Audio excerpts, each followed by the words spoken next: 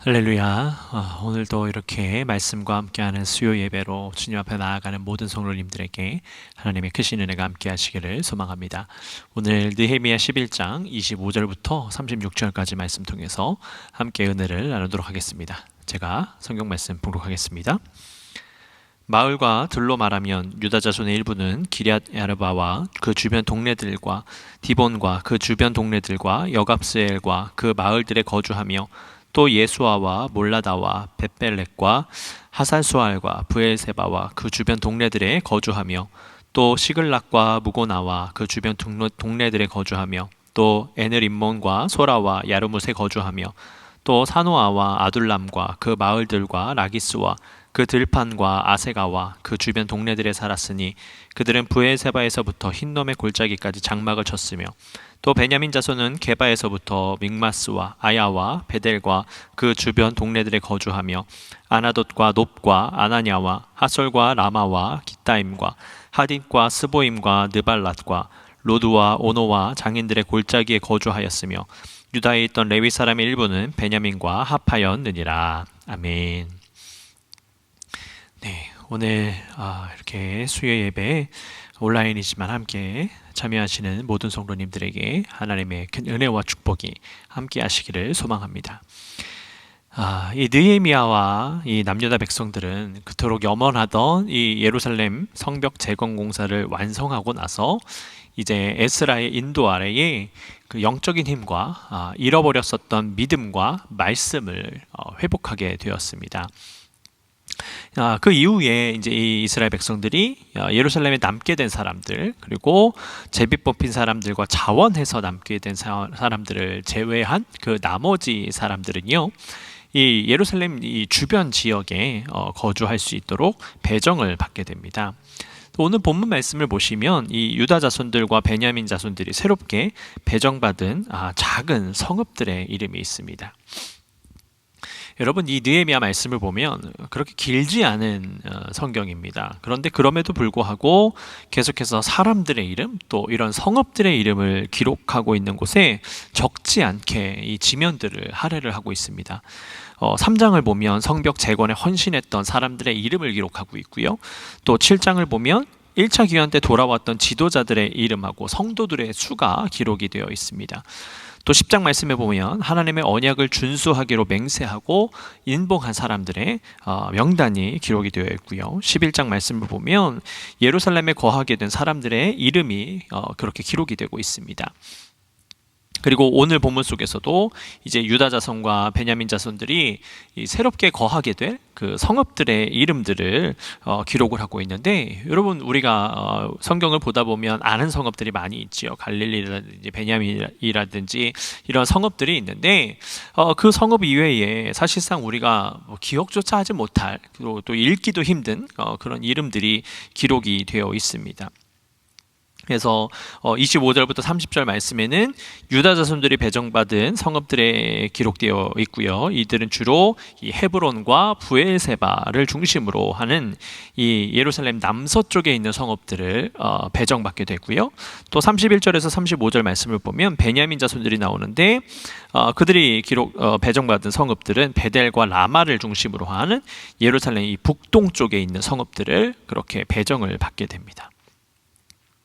여러분, 사실 이 성경 말씀에 이렇게 이름이라든지 지명이라든지 우리가 잘 알지 못하는 것들이 기록이 되어 있으면 사실 읽기조차 지루한 그런 마음이 듭니다.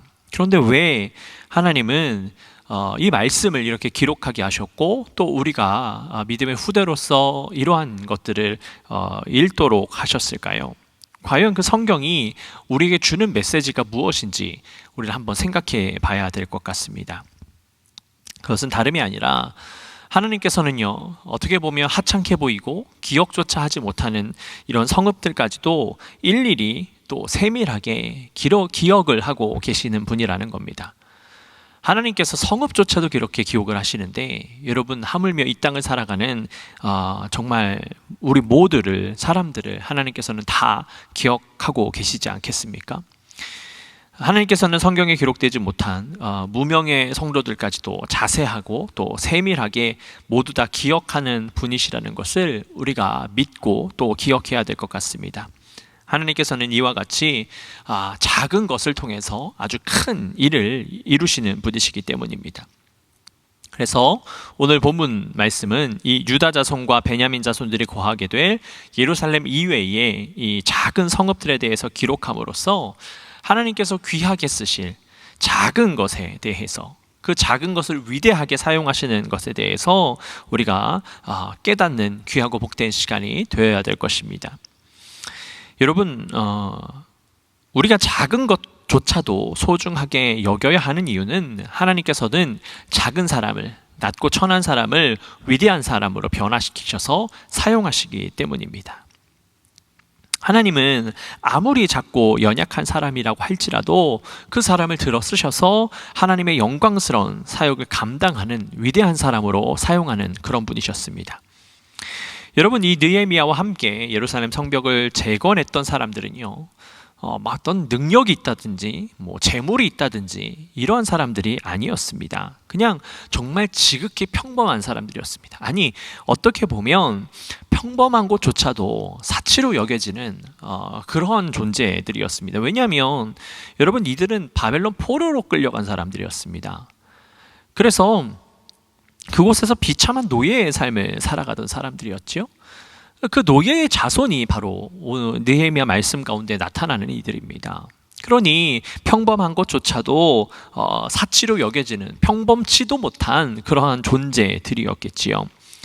그런데 하나님께서는 이토록 작고 연약한 사람들, 그들을 사용하셔서 하나님의 영광스러운 사역, 이 성벽을 재건하는 일에 그들을 사용하여 주셨던 것입니다.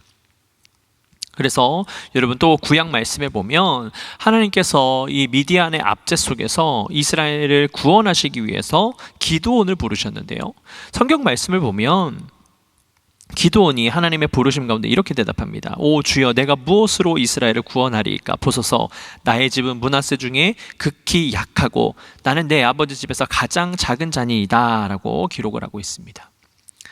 여러분, 물론 이 기드온이라는 자가 겸손해서 이렇게 고백한 것일 수도 있습니다. 그런데 여러분, 실제적으로 그가 정말로 낮은 위치에 있는 가문이었고, 뿐만 아니라 자기 자신도 너무나도 보잘것없는 초라한 존재라고 그 스스로 깨닫고 있었기 때문에 이렇게 고백을 한 것이었습니다. 그러나 그 낮고 천한 자, 그 작은 자, 밀타작만 하고 있었던 그 작은 기드온을 주님은 들어 쓰셨습니다. 그리고 하나님께서는요, 그를 큰 용사라고 칭하셨습니다. 그래서 사사기 말씀에 보면 여호와의 사자가 기드온에게 나타나 이르되 큰 용사여, 여호와께서 너와 함께 계시도다 라고 말씀하고 있습니다. 여러분, 분명 기드온은요, 자기 자신을 낮고 천한 자, 보잘것없는 자, 지극히 작은 자라고 표현을 했는데 하나님께서는 그를 큰 용사여 라고 말씀을 하셨습니다. 그러니까 지극히 약한 사람, 지극히 작은 사람이었다는 기드온을 부르셔서 이방의 압제로부터 민족을 구원하는 하나님의 큰 사역을 감당하는 위대한 인물이 될 수 있었던 것이지요. 뿐만 아니라 열왕기하 말씀에 보면 여러분, 나아만 장군에 대한 말씀이 나옵니다. 거기도 보면 하나님께서는요, 작고 초라한 어린 여종을 통해서 크고 존귀한 사람이었던 나아만 장군의 치유받을 수 있도록 그 작은 여자아이를 사용하셨던 것을 볼 수가 있습니다. 그런데 그 여자아이는요, 열왕기하 말씀에 보면 이제 아람 사람 이 나아만 장군이 떼를 지어서 가다가 이스라엘 땅에서 그 소녀를 하나를 사로잡아서 그냥 그 나아만 장군 아내의 수종을 들게 한 겁니다. 그러니까 군대 장관으로서 크고 존귀한 사람이었습니다. 근데 그런 그에게 그냥 여종 하나를 붙잡아 온 거지요. 그 이스라엘 땅이 무너지고 있는 가운데 그냥 고아였던 겁니다. 부모조차 없으니까 그 여자아이를 사로잡아서 몸종으로 가져다 쓴 것 아니겠습니까? 어떻게 보면 이름조차도 기록되지 못했습니다. 그 여종이라고 되어 있을 뿐이지 이름조차도 기록되어 있지 않는데 하나님께서는 이름조차 기록되어 있지 않는 그 미천한 소녀를 들어 쓰셔서 하나님의 위대한 일에 사용하여 주셨습니다. 그 어린아이의 말 때문에 그 나아만 장군이 그 몸에 병이 낫는 주님의 은혜를 경험할 수 있었던 것 아니겠습니까? 여러분, 이것처럼 하나님께서는 작은 사람도, 미천한 사람도 귀하게 쓰시는 분이십니다. 그러니 우리가 아주 작고 미약한 존재라고 할지라도, 다른 누군가가 정말 미천해 보인다 할지라도 우리는 그들을 소중하게 여길 수 있어야 합니다. 특별히 우리 교회에 어린아이들이 있습니다. 그 어린아이들이 하는 것에 대해서 여러분, 우리가 막을 필요가 없습니다. 하나님은 그 어린아이를 들어서 사용하여 주십니다. 저도요, 어릴 때 교회 안에서 막 천방지축이었지만 어른들이 이뻐해 주시고 격려해 주셨기 때문에 제가 지금 여러분들 앞에 서서 말씀을 전하는 이런 훌륭한 목사가 될 수 있었습니다. 우리가 그 어린 존재들에게도, 어린 아이들에게도, 미천한 존재들에게도 사랑을 베풀고 격려하고 함께 마음을 나눌 때에 주님은 그 가운데 역사하여 주셔서 그 어린 아이들을 들어 쓰실 줄로 믿습니다.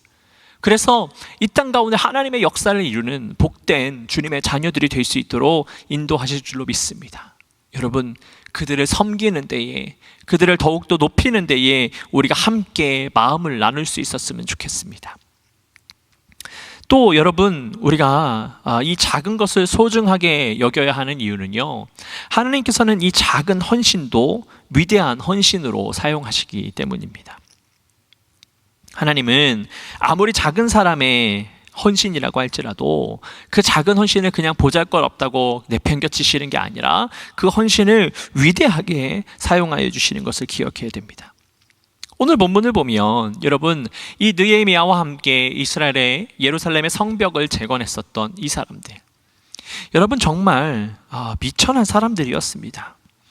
그래서 그들이 성벽 재건을 위해서 할 수 있었던 일은요, 다른 것이 아닙니다. 그저 헌신하는 거였습니다.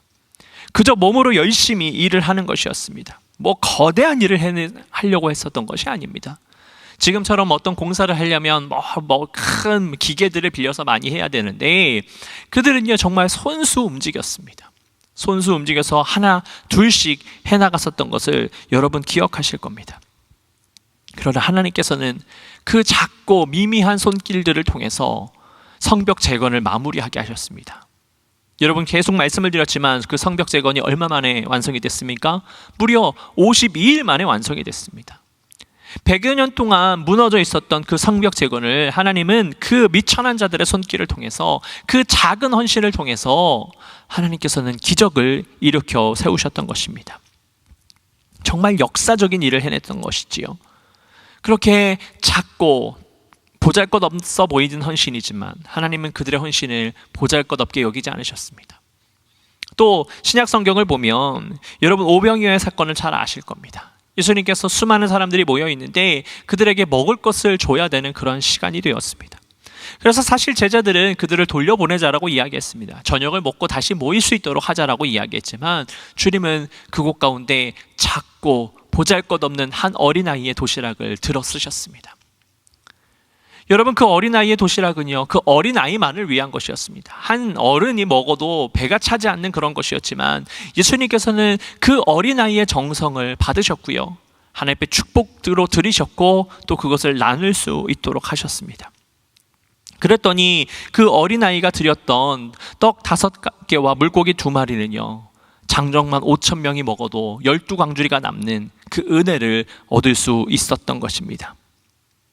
여러분, 성경을 보면요, 계속해서 끊임없이 이 오병이어의 기적을 하나님께서 칭찬하셨습니다.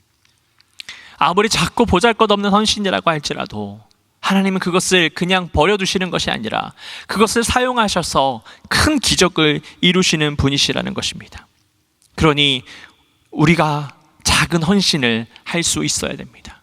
물론 우리가 어떤 큰 헌신도 할 수 있을 겁니다. 그러나 하나님께서 그것만, 큰 헌신만 기뻐하시는 것이 아니라 하나님은 작은 헌신까지도 기뻐하시고 그 작은 헌신을 들어 쓰셔서 크고 놀라운 일들을 행하십니다.